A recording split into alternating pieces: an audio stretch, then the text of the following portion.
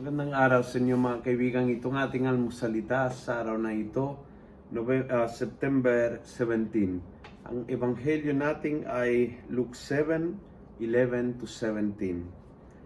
Sabi ng ebanghelyo, on seeing her, this is Jesus walking through a town called Naim, at saktong may nakahatid sa sementeryo ang iisang anak ng isang babaeng balo. So sabi ng ebanghelyo, on seeing her, the Lord had pity on her and said, don't cry. Then he came up and touched the stretcher, and the men who carried stopped. Then Jesus said, young man, I say to you, wake up. And the dead man sat up and began to speak. Gusto ko yung habag,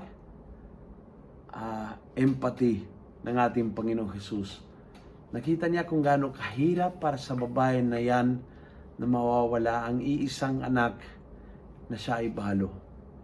Naramdaman siya ng compassion.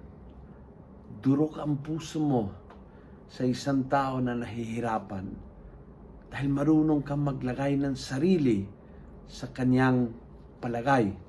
I imagine Jesus thinking na yun ang mangyayari kay Mama Mary pag siya'y nawala. Marunong siyang maglagay ng sariling pagkatao. Ano kaya kung ako'y nasa kalagayan ng babaeng ito? And yun pakiramdam ng malalim na habag ay nagtulak sa kanya into action.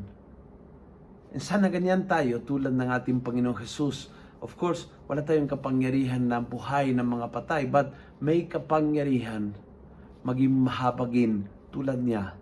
May kapangyarihan ng empathy tulad niya.